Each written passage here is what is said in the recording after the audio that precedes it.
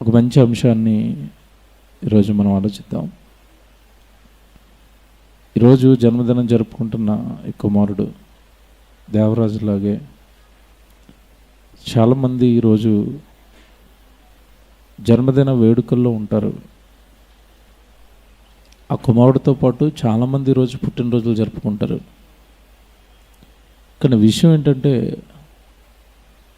పుట్టినరోజు జరుపుకుంటున్న ఎవరికి కూడా ఈ పుట్టుక అనేది ఎందుకు జరిగిందో తెలీదు.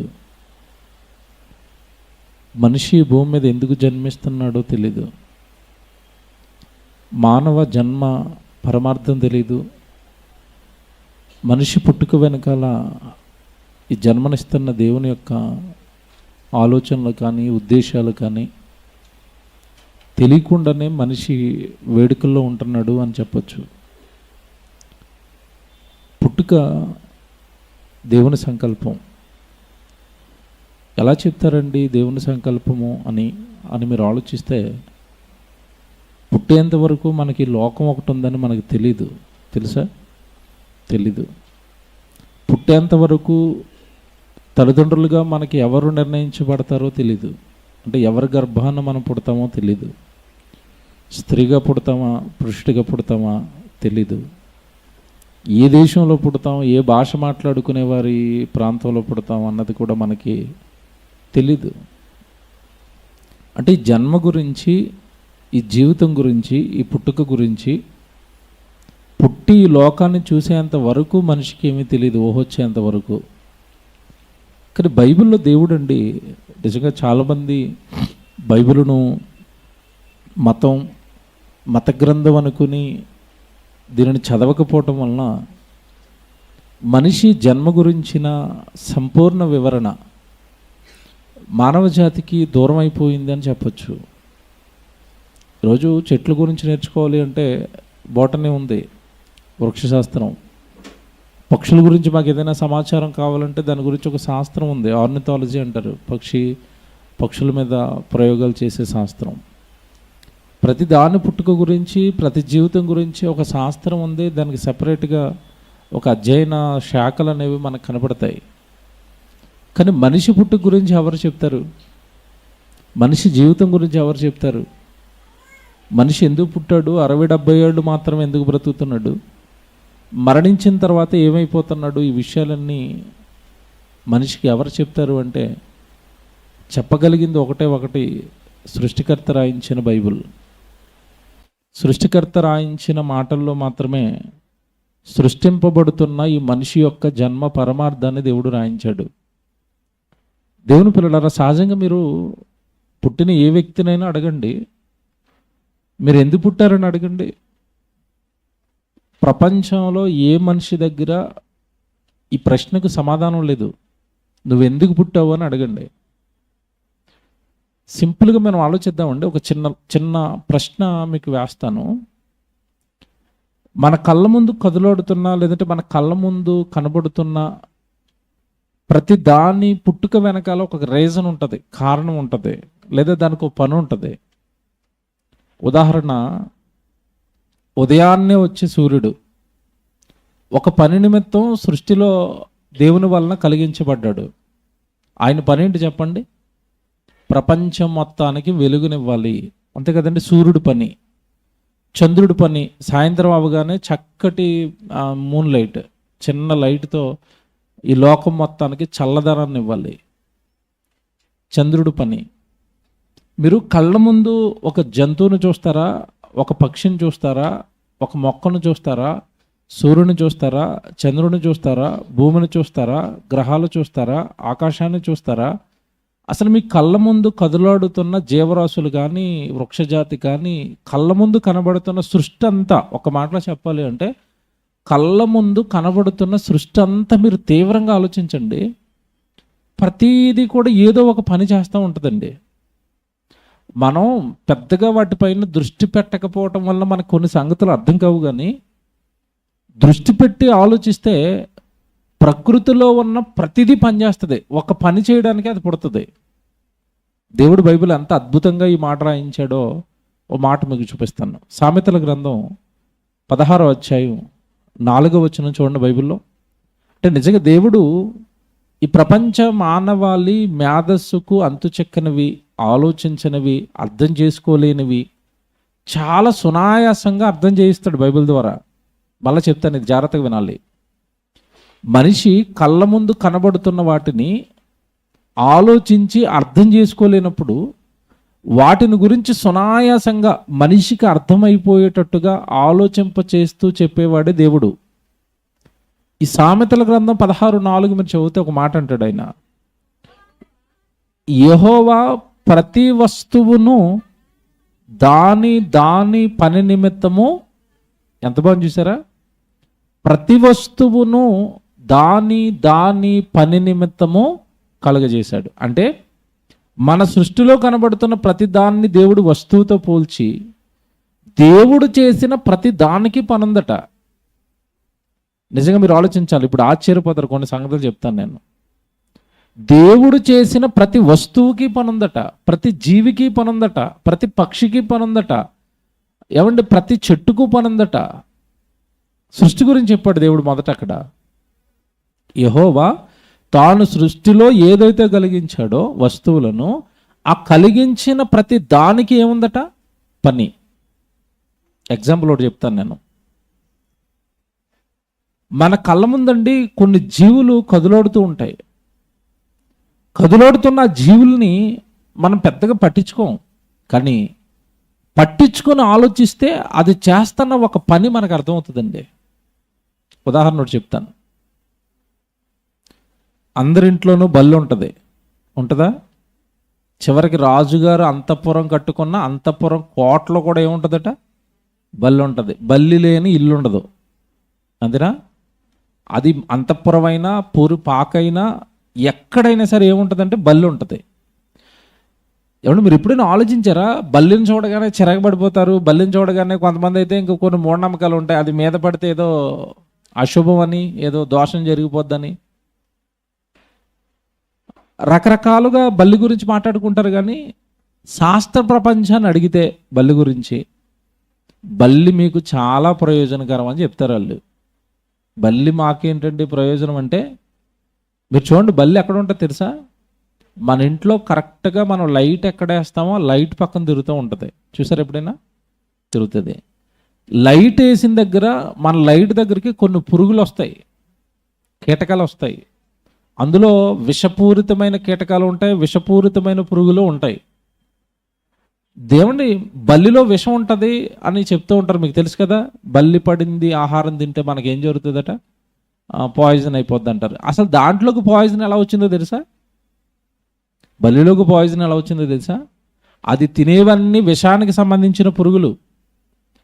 ఆ పురుగులు మన వంటల్లో పడిపోతే, ఆ పురుగులు మన కళ్ళల్లో పడిపోతే, ఆ పురుగులు మనం తాగే నీటిలో పడిపోతే మనకు ప్రమాదం అని, ఆ పురుగులను తినడానికి మన ఇంట్లో గోడ మీద ఏం పెట్టాడు దేవుడు? బల్లిని పెట్టాడు. బల్లికి పనుందా? బల్లికి పనుందా? ఉంది. బల్లిని చూస్తున్న, ప్రతిరోజు చూస్తున్న మనిషికి పనుందా? అలాంటివి మాకు చెప్పకండి. బల్లి ఏం చేస్తుందో చెప్పండి, కుక్క ఏం చేస్తుందో చెప్పండి, నక్క ఏం చేస్తుందో చెప్పండి, మేమేం చేయాలో మాత్రం మాకు చెప్పకండి. ఇందుకేనండి మనిషి బాగుపడ్డండి. అన్ని జీవులు బాగుంటాయి కానీ మనిషి బాగోడు. ఇందుకే. ఎందుకంటే అవన్నీ దేవుడి మాట వింటాయి, అవన్నీ దేవుడికి లోబడతాయి. మనిషి ఒక్కడు దేవుడి మాట విండు, మనిషి ఒక్కడు దేవుడి మాటకి లోబడడు. బల్లి మనకి హాని చేసే ప్రతి పురుగును తినేయడానికి దేవుడు చక్కగా పెట్టాడు అక్కడ. బాగా వినండి ఇది. మనకు హాని చేసే ప్రతి దాన్ని తినాలది, మనకు హాని చేసే ప్రతి దాన్ని మింగేయాలది. బల్లికి పనుంది. Very good. ఈ రాత్రి చెప్పమంటే జీవుల గురించి మీకు నిద్ర వచ్చేంత వరకు చెప్తాను నేను. ఎందుకంటే వాటి మీద నాకు అంత రీసెర్చ్, అంత కొంచెం ఇష్టం నాకు అవంటే. చీమలు ఉంటాయి. చీమలు పనిచేస్తాయా? మీరు చెప్పండి, చీమలు పనిచేస్తాయా? ఏముంటాయండి అలా గుంపులు గుంపులుగా తిరుగుతాయండి, వాటికి ఏం పనుందని అనుకుంటున్నారేమో. నో. మన పిల్లలు ఆడికి బిస్కెట్ ఇస్తే సగం తింటాడు, సగం కింద పడేస్తాడు. చిన్నపిల్లలు అయితే మొత్తం ఎక్కడెక్కడో వేసేస్తారండి ఇల్లంతా. మనం తినే పదార్థాలు ఇస్తే, స్వీట్లు, బిస్కెట్లు, చాక్లెట్లు చల్లేస్తారు వాళ్ళు. చల్లేసినప్పుడు దేవుడు ఏం చెప్పాడంటే, మా వాడు సగం లోపల సగం కింద వేస్తాడు, మీరు కొంచెం క్లీన్ చేయాలని క్లీనర్స్గా పెట్టాడు వాళ్ళని. ఏంటి? నువ్వు పడేసిన ప్రతి చిన్న చిన్న వస్తువును ఇంట్లోంచి పట్టుకుని వెళ్ళిపోతూ ఉంటాయి అవి బయటికి పుట్టలోకి. అంటే మన ఇల్లు క్లీన్ చేయడానికి పెట్టేటట్లని ఏవి చీమలు. అవి వాటి పనితీరు ఎలా ఉంటుందంటేనండి మీరు ఆశ్చర్యపోతారు. అప్పుడప్పుడే కడతారు చూడండి బిల్డింగ్, ఓన్లీ స్లాబ్లు వేసుకుంటా గోడలు ఏం కట్టకుండా వేసుకుంటూ వెళ్ళిపోతారు కదా స్లాబ్లు. మీరు పైన టాప్ ఫ్లోర్ మీద పడేయండి స్వీటు, కరెక్ట్గా ఒక రోజు లేదంటే ఒక అరపూటకి అక్కడ చీమలు కనబడతాయా? అక్కడికి ఎలా ఎక్కాయి మీరు ఎప్పుడైనా ఆలోచించారా? ఎలా ఎక్కాయి? ఎక్కడ వ్యర్థం ఉండిపోతే, ఎక్కడ ఏమండి చాక్లెట్లు ఉండిపోతే, ఎక్కడ బిస్కెట్లు ఉండిపోతే, ఎక్కడ తిండి పదార్థాలు ఉండిపోతే అక్కడికి దేవుడు వాటికి పెట్టిన సెన్సార్ ఏంటో తెలియదండి, నిమిషాల్లో వాలిపోతాయి. అక్కడికి వచ్చి పడిపోయిన ముక్కలన్నీ ఎత్తుకుని వెళ్ళిపోతాయా? వెళ్ళిపోతాయి. ఇందాక మీరు చదువుకున్న మాట అదే. దేవుడు చెప్తున్నాడు, మనిషి జ్ఞానానికి అంతు చిక్కని సంగతులు చెప్తాడు బైబిల్లో దేవుడు. యెహోవా ప్రతి వస్తువును దాని పని నిమిత్తము కలుగజేసెను. ప్రతి దానికి చీమకు పని. మీరు ఇంకోటి ఆలోచిస్తారా? ఉడత తెలుసా? ఇప్పుడు పిల్లలకి అయితే ఏమి తెలియట్లేదు, వీళ్ళకి టీవీలతో సెల్ ఫోన్లు తప్ప వీళ్ళకి జంతువులే తెలియదు. వీళ్ళకి ఉడత తెలుసు కదా, ఎంత ఉంటుంది, చక్కగా తిరుగుతూ ఉంటుంది పొలాల్లోనూ అడవుల్లోనూ చెట్ల మీద తిరుగుతూ ఉంటుంది ఉడత అంటేనండి ఫారెస్ట్ అంటే అడవిని ఇష్టపడే వాళ్ళు, పర్యావరణాన్ని ఇష్టపడే వాళ్ళకి ఉడత అంటే విపరీతమైన ప్రేమ అండి. ఎందుకంటే ఉడత ఏం చేస్తా చెప్తాను. ఉడత ఆహార పదార్థం ఏంటంటే, ఉడత తినేది ఏంటంటే విత్తనాలు తింటుంది, అది గింజలు తింటుంది. దాని కడుపు చాలా చిన్నది, మీకు తెలుసు కదా, ఎంతే కడుపు ఉంటుంది అది. ఉడత విత్తనాలు తినేటప్పుడు ఎలా తింటుందంటే, ఎక్కడైనా ఒక గింజ పడిపోతే ఆ గింజలు మింగేస్తుంది, దాని కడుపు నిండిపోద్ది.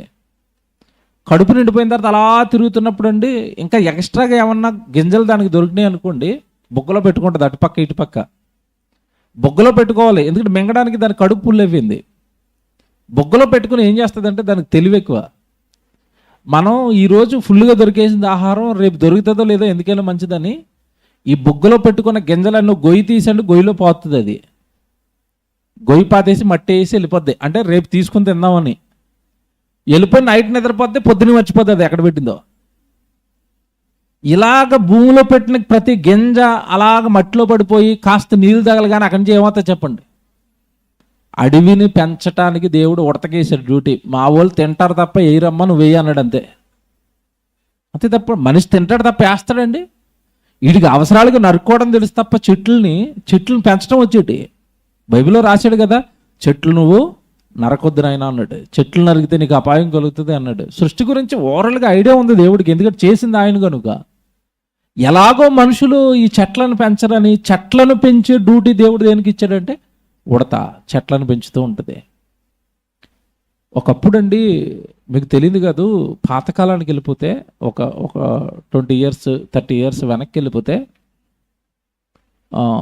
మీరు చూడండి, రోడ్డు పక్కన కానీ ఊర్లో చివర కానీ ఏదైనా ఒక జంతువు చచ్చిపోయి పడిపోయింది అనుకోండి, కుక్క కానీ గేదె కానీ ఏదైనా ఆవు కానీ ఏదైనా మేక కానీ పడిపోయి చచ్చిపోయి చివర పడేసేవారు. అప్పట్లో ఊరికి చివర పడేసినప్పుడు మీరు చూసారండి, అప్పటికప్పుడు ఇమీడియట్గా కొన్ని వాళ్తాయి అక్కడ. ఏం వాళ్ళవి? గ్రద్దలు వచ్చండి, అక్కడ చిన్న మాంసపు ముక్క లేకుండా తినేతాయి అవి. ఎముకలను తప్ప మొత్తం అన్ని తినేతాయండి. ఒక్క ఎముకలు గూడు ఒకటే వదులుతాయి అవి. నిజంగానండి, గ్రద్దల గురించి రాబందుల గురించి మీరు సెర్చ్ చేయండి నెట్లో. అవట భయంకరమైన విషపూరితం, అంటే కుళ్ళిపోయి విషమైపోయిన మాంసాన్ని కూడా తిని అరిగించుకొని శక్తి పెట్టాడట దేవుడు వాటిల్లో. అంటే ప్రపంచంలో ఏ కుళ్ళిపోయింది పడినా, ప్రపంచంలో ఏ చెడిపోయింది పడినా దానిని తినడానికి దేవుడు ఏం పెట్టాడు? ఇప్పుడు రాబందులను పెట్టాడు. అంటే అవన్నీ క్లీనింగ్ డిపార్ట్మెంట్లు అన్నమాట. ఇవన్నీ ఈ రాబందులు కానీ చీమలు కానీ ఇవన్నీ క్లీనింగ్ డిపార్ట్మెంట్.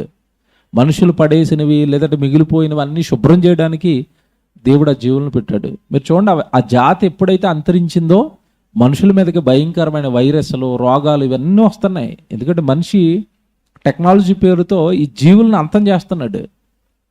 ఈ జీవులన్నీ చచ్చిపోతున్నాయి, రోగాలు ప్రబలిపోవడానికి ఇదొక కారణం అండి. దేవుడు పెట్టిన సిస్టాన్ని, దేవుడు పెట్టిన వ్యవస్థను నాశనం చేస్తున్నారు. దేవుని పిల్లలారా, ఇలా మీరు ఈ రాత్రంతా జీవుల గురించి ఆలోచిస్తే, ఇందా మీరు చదువుకున్న మాట, యెహోవా ప్రతి వస్తువును దాని దాని పని నిమిత్తము కలగజేశాడు. అంటే నీ సృష్టిలో కనబడుతున్న ప్రతి వస్తువుకి ఏముంది? పని ఉంది. గ్రామాల్లో ఉన్న వాళ్ళకి తెలిసింది నేను చెప్తున్న జీవి గురించి. జలగా అని ఉంటుంది. ఎంత ఉంటుంది తెలుసా? వాటర్లో దిగిన, పొలంలో దిగిన నెమ్మదిగా వస్తుంది. అది ఎప్పుడు పట్టుకుందో కూడా తెలీదు. పట్టుకుని తాగేస్తూ ఉంటుందండి. అది ఒక 10 నిమిషాలు, పావు గంట తాగేసిన తర్వాత చిన్నగా మనకి నొప్పి వస్తుంది. అప్పుడు అలా కాలు పైకి లేపగానే దాన్ని ఏం పట్టుకుని ఉంటుంది? జలగా. అవంటే చాలామందికి భయం జలగలు. విషయం చెప్పనండి, ఇప్పుడు జలగం చేసిన దేవుడేనా? దేవుడే. అందరూ ఏమనుకున్నారంటే, ఈ జలగలు వచ్చి మా రక్తం అంతా తాగేస్తున్నాయి, ఈ జలగలు మంచి కాదని కొట్టేస్తారు, చంపేస్తారండి జలగల్ని. కానీ విషయం చెప్పనా, జలగ మనిషిని పట్టుకుని మంచి రక్తం తాగదు, చెడు రక్తాన్ని తాగుతుంది.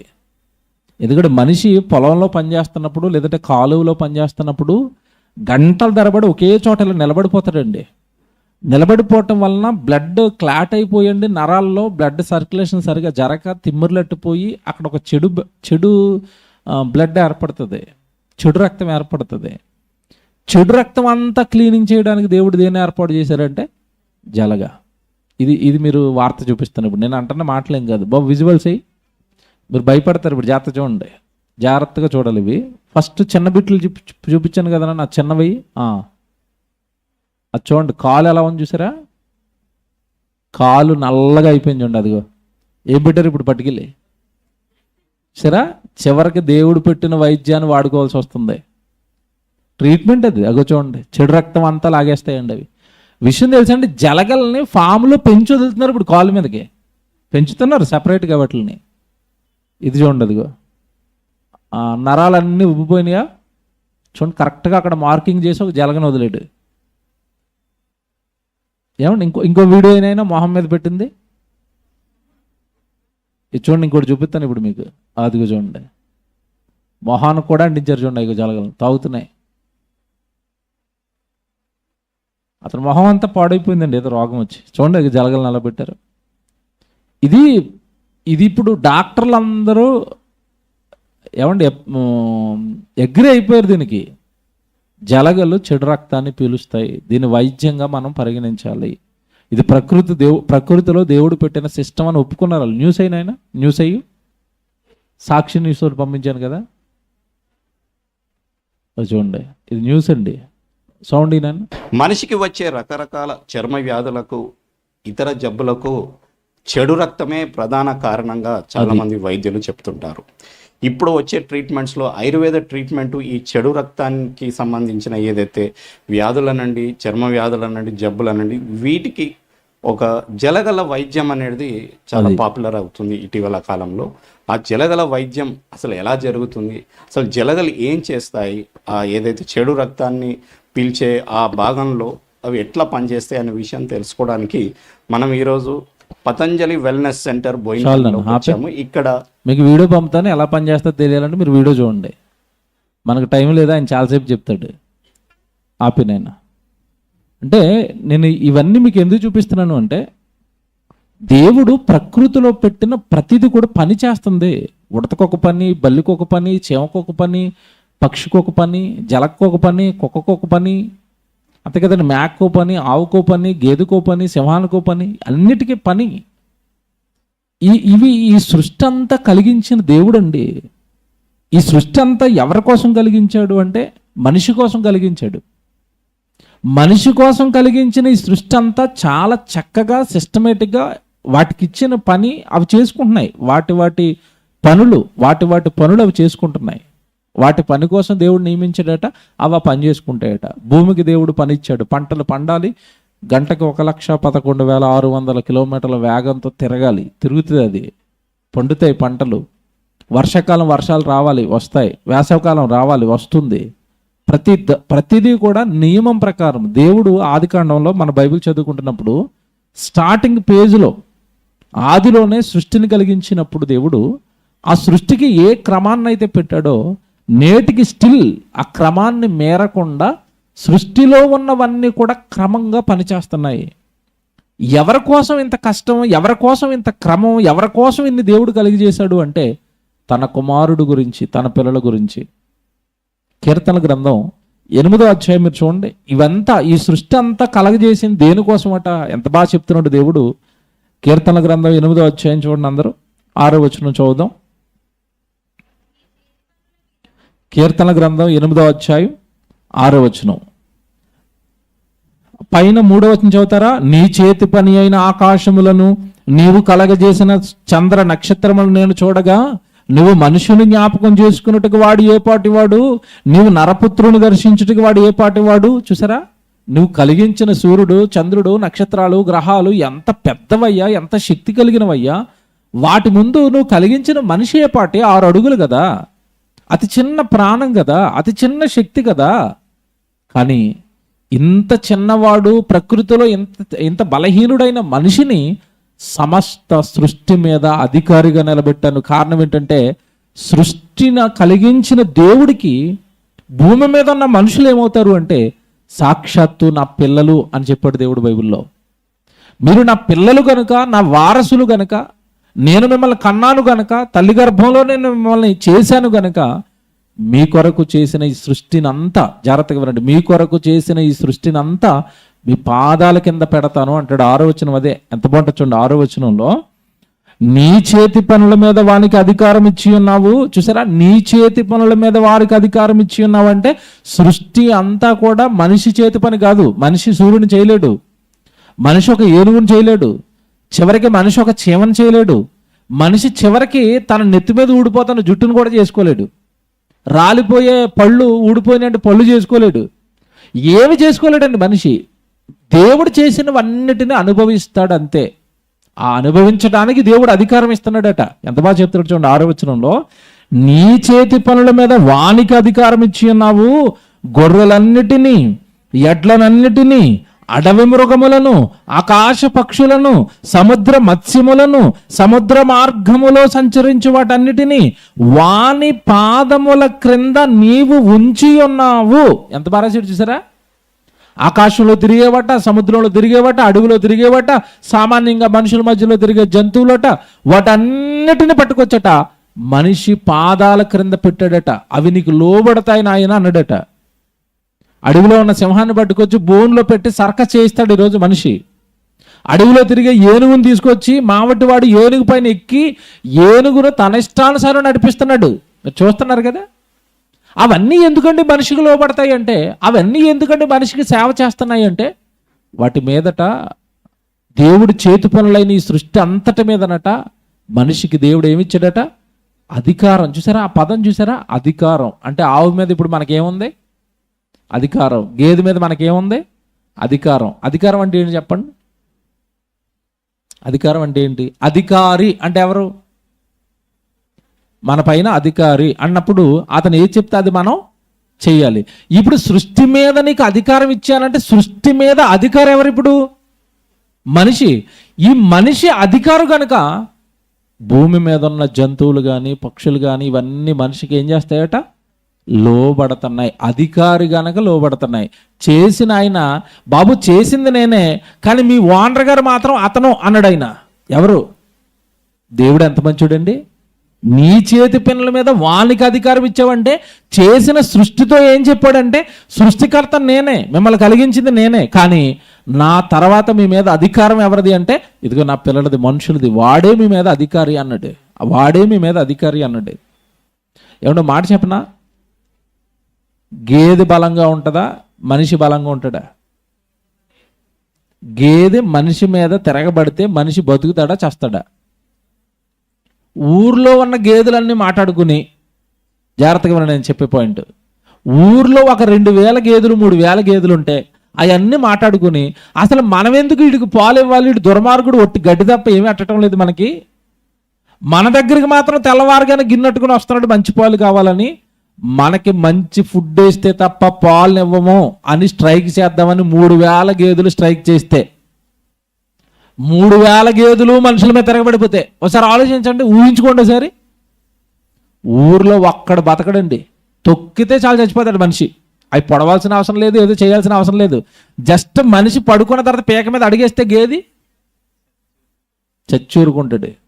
గేది తిరగబడుతుందా? తిరగబడతావు. ఎందుకు తిరగబడదు? నీ కండబలం, నీ బుద్ధిబలం, నువ్వు పెద్ద హీరో అనుకున్నావేమో కాదు. ఓనర్ చెప్పాడు దానికి, మా వాడు తెల్లవారు వస్తాడు పాలు ఇవ్వడానికి, నువ్వేం అనకూడదు, పాలు ఇవ్వాలంతే అన్నాడు. ఆయన చెప్పాడు కనుక ఇది లోబడింది. ఆయన తిరగబడమంటే మీకు ఎగ్జాంపుల్ చెప్తాను. సముద్రాన్ని చేసింది ఎవరు? దేవుడే. సముద్రానికి గీత గీసి ఇసుకనే సరిహద్దుగా పెట్టి నువ్వు అక్కడ వరకే రావాలని దానికి చెప్పింది ఎవరు? దేవుడే. అప్పుడప్పుడు గేటు తీసేస్తాడా? తీస్తాడా? తీయడా? దానికే మనుషులు పెట్టిన పేరు ఏంటంటే సునామీ. ఆ గేట్ ఎత్తుతాడు, ఇది ముందుకు వచ్చి అందరిని వేసుకుని లోపలికి తీసుకెళ్ళిపోద్ది. తర్వాత రోజు పేపర్లో రాస్తాడు 2000 మంది మృతి, 3000 మంది మృతి. ఎందుకురా మరి నీ టెక్నాలజీ మృతిని ఆపలేదంటే అది మా వల్ల అవ్వదు, ఆయన గేట్లు ఎత్తితే మా వల్ల ఏమీ అవ్వదు. నీ చేతి పనుల మీద వానికి నువ్వేమిచ్చావు? అధికారం. ఈ అధికారాన్ని బాగా వినండి, ఈ అధికారాన్ని ఉపయోగించుకుని చక్కగా సృష్టిని అనుభవిస్తున్న మనిషి సృష్టిని కలిగించిన సృష్టికర్తను ఏం చేశాడు? మర్చిపోయాడు. ఏమన్నా మాట చెప్తాను నేను, ఇది అందరూ బాగా వినండి. మనిషి సృష్టిని గౌరవించాలి, సృష్టికర్తను పూజించాలి. అలా చెప్తాను. మనిషి సృష్టిని ఏం చేయాలంటే గౌరవించాలి, సృష్టికర్తను ఏం చేయాలి? పూజించాలి. కానీ మనిషి చేస్తున్నది ఏంటి? ఈరోజు రివర్స్. సృష్టిని పూజిస్తున్నాడు, సృష్టికర్తను మర్చిపోయాడు. చూసారండి? సృష్టిని పూజిస్తున్నాడు, సృష్టికర్తను మర్చిపోయాడు. దీన్ని గౌరవించు, నీకు సేవ చేస్తుంది కనుక, నీ కోసం కష్టపడుతుంది కనుక. కానీ దీనిని కలిగించిన సృష్టికర్తను మాత్రమే మనం ఏం చేయాలి? పూజించాలి. ఎంత బాగా రాస్తున్నాడు చూసారా? నీ చేతి పనుల మీద వానికి నువ్వు అధికారం ఇచ్చావు కనుక ఈ సృష్టి అంతా వానికి సేవ చేస్తుంది తండ్రి. బైబిల్ ఎలాంటి విషయాలు మనుషుల ముందు పెడుతుందో మీరు ఆలోచించాలి. ఎలాంటి లోతైన విషయాలు అండి ఇవి. సృష్టి గురించి అర్థం కాని ఎంత గొప్ప సంగతులు బయట పెడుతుంది బైబిల్. దేవుని పిల్లలారా, ఇప్పుడు మనం జాగ్రత్తగా ఆలోచిస్తే సృష్టిలో ఉన్న ప్రతి వస్తువు పనుంది, దేవుడి కోసం పని చేస్తానే, మనుషుల కోసం సేవ చేస్తానే అన్నప్పుడు అసలు ఈ మనిషి ఎందుకు పుట్టాడు? సర్వ సుఖాలు అనుభవిస్తున్నాడు. ఏ గేదెకి అనే సుఖాలు ఉండవు, ఏ ఆవుకి అనే సుఖాలు ఉండవు, ఏ పక్షికి అనే సుఖాలు ఉండవు, ఏ జంతువుకి అనే సుఖాలు ఉండవు, అన్ని ఆనందాలు ఉండవు, అన్ని రుచులు ఉండవు, ఏమన్నా అన్ని సౌకర్యాలు ఉండవు. మరి ఇవన్నీ మనిషి మాత్రమే ఎందుకు అనుభవిస్తున్నాడు? జాగ్రత్తగా వినాలి. ఇది మనిషికి మాత్రమే ఇన్ని సౌకర్యాలు దేవుడు ఎందుకు ఇచ్చాడు? మనిషికి మాత్రమే ఇంత హాయితో కూడిన జీవితాన్ని ఎందుకు ఇచ్చాడు? ఎందుకు ఇంత స్వాతంత్రం ఇచ్చాడు? ఎందుకు ఇన్ని చక్కగా సౌకర్యాలు దేవుడు సృష్టిలో కలిగించాడు మనుషుల కోసం? మనం ఇది ఆలోచిస్తేనండి, దేవుడు బైబిల్లో చెప్తున్న మాట ఒకటే, మీరు నా పిల్లలు గనుక, నేను మీకు తండ్రిని గనుక, ఈ సృష్టి అంతా నాది గనుక, నా తర్వాత మీరు వారసులు గనుక ఈ సృష్టిని అంతా మీ పాదాల కింద పెడుతున్నాను. మీరు దానిని అనుభవిస్తూ, దానిని ఆలోచిస్తూ నన్ను జాగ్రత్తగా వెతకాలి. నేను ఏ పని నిమిత్తం అయితే లోకానికి మిమ్మల్ని పంపిస్తున్నానో, పుట్టిస్తున్నానో ఆ పనిని మీరు జాగ్రత్తగా భూమి మీద చెయ్యాలి. మాట్లాడుతాను నేను, జాగ్రత్తగా వినండి. ప్రతి కుటుంబంలో జరిగేదండి ఇది. బిడ్డ పుట్టగానే, నేను చాలాసార్లు చెప్పాను బైబిల్లో, బిడ్డ పుట్టగానే అందరికీ సంతోషం, తల్లికి సంతోషం, తండ్రికి సంతోషం, ఆ బంధువులు అందరికీ సంతోషం. బిడ్డ పుట్టాడు. Very good. బిడ్డ పుట్టిన వెంటనే సహజంగా అక్కడ మాట్లాడుకునే మాటలేంటి చెప్పండి? చూసిన ఆనందంలో బిడ్డను చూడగానే చాలామంది మాట్లాడుకునే మాటలేంటి? పోలికల గురించి మాట్లాడుకుంటారు. తల్లి పోలికని, తండ్రి పోలికని, మేనమామ పోలికలు వచ్చాయని ఇవన్నీ మాట్లాడుకుంటారండి. బాగా వినండి, ఇవన్నీ ఇప్పుడు మాట్లాడుకుంటారు. బిడ్డ అందంగా, బిడ్డ ఆరోగ్యంగా పుడితే ఇవన్నీ మాట్లాడుకుంటారు. బిడ్డకు ఒక చెయ్యి లేకుండా పుట్టాడు అనుకోండి, అప్పుడు ఇమీడియట్గా తల్లికి కానీ, తండ్రికి కానీ, బంధువులకు కానీ జ్ఞాపకం వచ్చి ఒక ఆయన ఉన్నాడు. ఎవరు అంటే అవయవాలన్నీ బాగుంటేనేమో మానవ జ్ఞాపకం వచ్చాడు. ఒక అవయవం తెగిపోతే, ఒక అవయవం లేకపోతే దేవుడండి. చూసారా? అంటే ఇండైరెక్ట్గా ఏం ఒప్పుకున్నాడు మనిషి అంటే, బయటకు బిడ్డ వచ్చేంత వరకు ఎలాంటి బిడ్డ పుడతాడో మాకు తెలీదు, బిడ్డకి సమస్తాన్ని చేస్తున్నది ఎవరు? దేవుడు. నిర్గమకాండం 4వ అధ్యాయం 10వ వచనం చదవండి, ఎంత బాగుంటుందో. మోషే గారితో దేవుడు మాట్లాడుతున్న సందర్భం ఇది. ఒక మనిషి గురించి అండి, మనిషి జన్మ పరమార్థాన్ని చెబుతున్నాడు ఈ సందర్భంలో మోషే గారికి దేవుడు చెబుతూ. మోషేతో దేవుడు మాట్లాడుతున్నండి, పని అప్పగించాడు. ఒక పని. ఏం పని అంటే, నువ్వు ఫరో ఎదుట నిలబడాలి, నా గురించి చెప్పాలి, అక్కడ ఉన్న ఇశ్రాయేల్ జనాంగాన్ని అంతా విడిపించి తీసుకురావాలి అన్నప్పుడు మోషేతో దేవుడు మాట్లాడితే దేవుడికి రిప్లై ఇస్తున్నాడు మోషే. అప్పుడు మోషే, ప్రభువా, ఇంతకు మునుపైనను నీవు నీ దాసుడితో మాట్లాడినప్పటి నుండి నేను మాట నేర్పరిని కాను, నేను నోటి మాంద్యమును నాలుక మాంద్యమును, ఏమండి దండలేం చేసుకోండి, నాకేముంది అంటున్నాడు, నోటి మాంద్యం నాలుక మాంద్యం అనగానే ఏమి లేదు, నా నోరు తిరగదు, నాలుగు తిరగదు, నాకు నత్తి ఉందని చెప్తున్నాడు ఆయన. రైట్. ఎవరితో చెప్తున్నాడు ఇవన్నీ మోషే గారు? దేవుడితో, యెహోవాతో చెప్తున్నాడట. ఆయన ఎవరు? సృష్టిని కలిగించిన వాడు, మనుషులందరినీ కలిగించిన వాడు. కలిగించిన ఆయనతో ఈయన ఏం చెప్తున్నాడు అంటే, నా నోరు కొంచెం ప్రాబ్లం అంటున్నాడు. ఇప్పుడు ఆయన చూడండి ఎలాంటి రిప్లై ఇచ్చాడంటే, దేవుడు ఎలాంటి రిప్లై ఇచ్చాడంటే, యెహోవా మానవునికి నోరిచ్చిన వాడు అంటే ఇండైరెక్ట్గా ఏం చెప్పాడు చెప్పండి, కౌంటర్ వేసాడు మోషేకి. మోషే, ఎవరితో మాట్లాడుతున్నావు ఇవన్నీ, ఎవరితో చెప్తున్నావు ఇవన్నీ? ఏమంటే ఇప్పుడు మహీంద్రా కంపెనీ ఉంది తెలుసా? మహీంద్రా కంపెనీ తెలుసా? మహీంద్రా కంపెనీ ఒక కార్లు తయారు చేసే కంపెనీ ఉంటుంది. ఈ మధ్యకాలంలో ఆయన ఫేమస్ అయిపోయిన కార్ ఏంటంటే థార్ అని ఒక కార్ వచ్చింది, మీకు తెలుసు కదా. బాగా సెలబ్రిటీలు, తర్వాత లగ్జరీగా వాడుకోవాలనుకున్న వాళ్ళందరూ ఆ కారు కొంటున్నారు. థార్ అని ఒక కారు కొంటున్నారు. ఇప్పుడు ఆనంద్ మహీంద్రా అని ఆయన ఈ కార్లు కంపెనీ చేస్తాడు. ఆయనే దాన్ని డిజైన్ చేశాడు, అప్రూవల్ చేశాడు, తయారు చేస్తాడు ఆ కంపెనీ కారు. ఇప్పుడు ఆనంద్ మహీంద్రా గారికి ఫోన్ చేసి, కారు ఉంటుందండి, భలేగా ఉంటుందండి అన్నారు అనుకోండి, ఆయనకి ఎలాగుంటుంది మీరు ఆలోచించండి. ఇది కారు తయారు చేసిన ఆయనకి ఫోన్ చేసి, ఈ కారు నుండి చక్రం ఎంత ఉంటుందండి, టైర్లు ఎంత బరువు ఉంటాయండి, హెడ్లైట్లు ఇక్కడ ఉన్నాయండి, ఇంత స్పీడ్తో వెళ్తుందండి అన్నారు అనుకోండి, ఆయనకి ఎలాగుంటుంది? చాలు ఫోన్ పెట్టి అంటాడు. ఎందుకంటే దాన్ని తయారు చేసింది ఎవరు? నేను తయారు చేసిన కారు గురించి నాకే చెప్తావా? వింటాడు ఆయన? వెళ్ళడు. ఇప్పుడు మోషే గారు దేవుడితో మాట్లాడుతూ అంటున్నాడు, నా నాలుగు కొంచెం తిరగదు నాయన, మందంగా ఉంటుంది లోపల నాలుక అన్నాడు. నోటి మంచం ఉంది, నాలుగు మంచం ఉంది అన్నాడు. ఆయన ఏమన్నాడంటే రివర్స్లో, మానవునికి నోరిచ్చిన వాడు, చూసారా, నేను నోరిచ్చిన వాడిని కదా, నాకే చెప్తావా నోటికి సంబంధించిన కంప్లైంట్లన్నీ? తర్వాత చూడండి ఏమన్నాడు, మానవునికి నోరిచ్చిన వాడు ఎవడు? మోగవానినే గాని, చెవిటివానినే గాని, దృష్టి గలవానినే గాని, గుడ్డివానినే గాని పుట్టించిన వాడు. చూసారా, ఎవడు పుట్టిస్తున్నాడు? ఎవరు పుట్టిస్తున్నారు? పుట్టించిన నాకే. నేను పుట్టించిన నాకే నోట్లో కంప్లైంట్ ఉంది, శరీరంలో కంప్లైంట్ ఉందని చెప్తావా? నో, ఏ కంప్లైంట్లు ఉండవు. ఒకవేళ ఉన్నా దానిని ఒక పని నిమిత్తం నేను పెడతాను. మోగోడిని నేనే చేశాను, చెవిటివాడిని నేనే చేస్తున్నాను, గుడ్డివాడిని నేనే చేస్తున్నాను. అంగవైకల్యంతో పుట్టిన ఒకడు నీ కళ్ళ ముందుంటేనే తప్ప నీ అవయవం విలువేంటో నీకు తెలీదు. అందరికీ నోరు వచ్చేస్తే నీ నోటి విలువ నీకేం తెలుస్తుంది? అందరికీ చెవులు వినపడిపోతే నీ చెవి యొక్క గొప్పతనం నీకేం తెలుస్తుంది? అందరికీ కళ్ళు ఉన్న వాళ్ళు పుడితే ఎవరు కళ్ళు కనపడని వాళ్ళు నీ కళ్ళ ముందు లేకపోతే నీ కళ్ళ యొక్క గొప్పతనం నీకేం తెలుస్తుంది? కనుక సృష్టిలో ఉన్న మనుషులందరినీ నేనే కలగజేస్తున్నాను అన్నాడు. ఇక్కడి వరకు జాగ్రత్తగా వినాలి. సృష్టిలో ఉన్న వాళ్ళందరినీ నేనే కలగజేస్తున్నాను. ఇంతకీ ఎందుకు పుడుతున్నారు మనుషులు? సృష్టిని చేశానన్నాడు, వాటికి పని ఉంది అన్నాడు.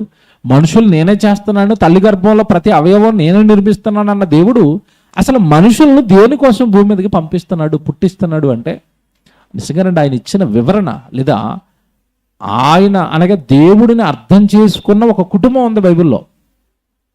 వాళ్ళకి చాలా రోజులు పిల్లలు లేరు, లేక చాలా రోజులకు ఒక బిడ్డ పుట్టబోతున్నాడు, సంసోను.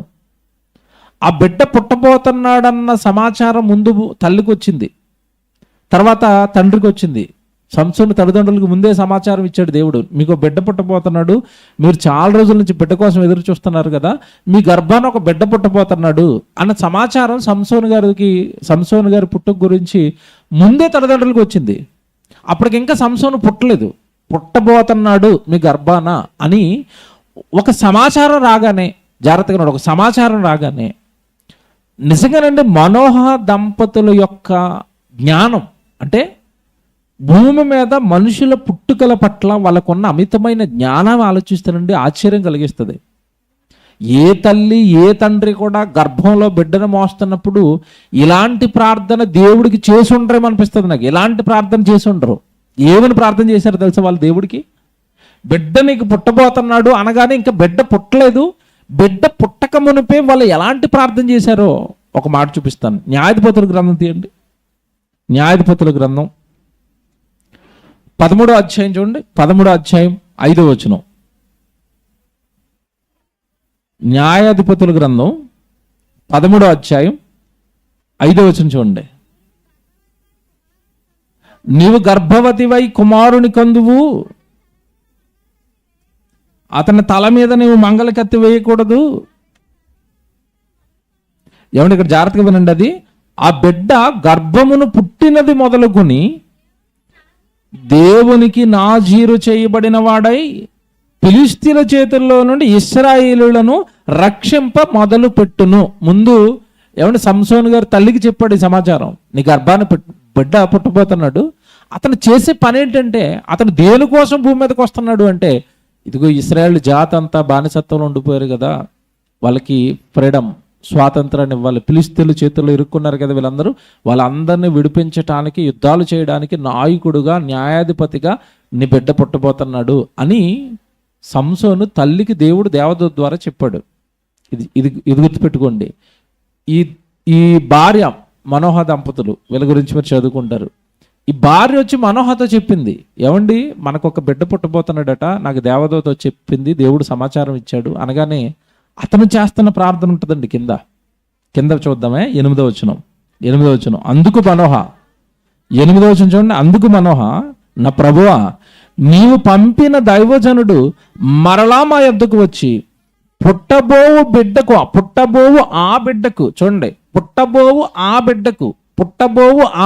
ఇంకా బిడ్డ పుట్టలేదు, పుట్టబోవు ఆ బిడ్డకు మేము ఏమేమి చేయవలెనో దానిని మాకు నేర్పునట్లు దయచేయమని యెహోవాను వేడుకొనగా. ఇది అండర్లైన్ చేయండి. అసలు ఏ తల్లి అయినా ఏ తండ్రి అయినా దేవుడికి ఎలాంటి ప్రార్థనలు చేస్తారా? మాకు పుట్టబోవు బిడ్డకు మేము ఏమేమి నేర్పాలి, వాడికి నీ కోసం ఏమి నేర్పించాలి తండ్రి? ఎందుకంటే బిడ్డలందరూ పుట్టేది నీ కోసం కదా, నీ ఇష్టాన్ని నెరవేర్చడానికి కదా, నువ్వు ఒక పనిచ్చి లోకానికి పంపిస్తావు కదా, జన్మ పరమార్థం నీ సేవ కదా, నీ పని కదా.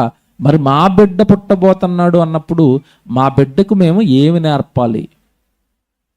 ఎవడు ఇక్కడ కూర్చున్న బిడ్డలను కన్న వాళ్ళు అందరిని అడుగుతున్నాను, కనబోతున్న వాళ్ళని అడుగుతున్నాను, మా బిడ్డకు మేము దేవుడి కోసం ఏమి నేర్పాలి? ఏ తల్లైనా ఏ తండ్రి అయినా అడుగుతాడండి? అడుగుతాడా? సహజంగా పిల్లల కోసం మనం ఏం అడుగుతాం చెప్పండి? దేవుణ్ణి అడిగినా మనుషుల్ని అడిగినా ఏం అడుగుతాం? ఏ చదువు చదివించాలి అంతే కదండి, ఏ ఉద్యోగం చేస్తే బాగుంటుంది, ఎందులో కెరీర్ బాగుంటుంది, ఎందులో అయితే మా వాడు బాగుంటాడు, మా అమ్మాయి బాగుంటుంది, ఇవి అడుగుతాం కదండి. దేవుణ్ణి అడిగేవి ఇవే, మనుషుల్ని అడిగేవి ఇవే.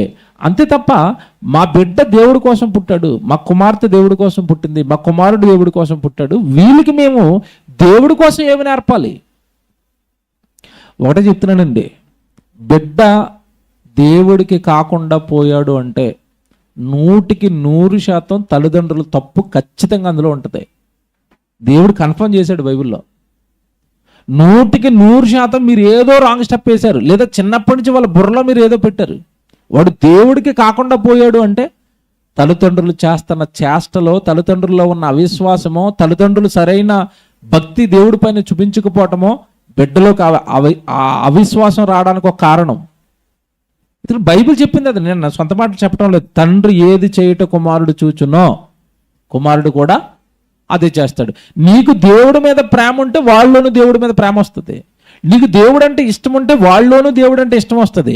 నువ్వు దేవుడి కోసం త్యాగాలు చేయగలిగిన గుణం నీలో ఉంటే, అమ్మో నమ్మనాళ్ళు అలాగ ఉన్నప్పుడు నేను అలాగే ఉండాలి కదా, వాళ్ళు యాజ్టీజ్గా అవే గుణాలు వస్తాయి. వాళ్ళు తప్పిపోతున్నారన్నా, వాళ్ళు చెడిపోయారన్నా, వాళ్ళు దేవుడికి దూరం అయిపోయారు అన్నా తల్లిదండ్రుల లోపం. ఎందుకంటే ఇక్కడ వీళ్ళు చూడండి ఎంత స్ట్రాంగ్గా ఉన్నారో మనోహ దంపతులు. మా బిడ్డకు మేము ఏమి నేర్పాలి, నీకోసం ఎలా పెంచాలి, నీకోసం ఏమేమి నేర్పించాలి మేము. వాడు పెద్ద అయిన తర్వాత పాడైపోకూడదు కదా, వాడు పెద్ద అయిన తర్వాత లోకంలో కలిసిపోకూడదు కదా, వాడు పెద్ద అయిన తర్వాత ఒక పాపిస్తోడుగా, పాపాలు చేసేవాడుగా, నేరాలు చేసేవాడుగా వాడు మారకూడదు కదా. నీకోసం బ్రతకాలి కదా తండ్రి. వాడికి మేము ఏమి నేర్పించాలి అంటే చిన్నప్పటి నుంచి బైబిల్ నేర్పించాలి, చిన్నప్పటి నుంచి దేవుడి సేవ నేర్పించాలి, చిన్నప్పటి నుంచి పాటలు నేర్పించాలి, చిన్నప్పటి నుంచి దేవుడి సన్నిధి అంటే భయం నేర్పాలి. ఎక్కడ నేర్పాం? నిజంగా చాలా మందిలోనండి పిల్లలు పాడైపోవడానికి ప్రధాన కారణం దేవుడి సన్నిధి ఉన్నప్పుడు దేవుడి సన్నిధి వెళ్ళిపోవాలి మనం ఖచ్చితంగా. దేవుడి దగ్గర ఇప్పుడు మనం ఉండాలి. నాకేమి చెప్పకు, నువ్వే పనులు ఉన్నా నాకు అనవసరం, నేను దేవుడి సన్నిధికి వెళ్తాను, నువ్వు రా అని పిల్లలు తీసుకురావాలి.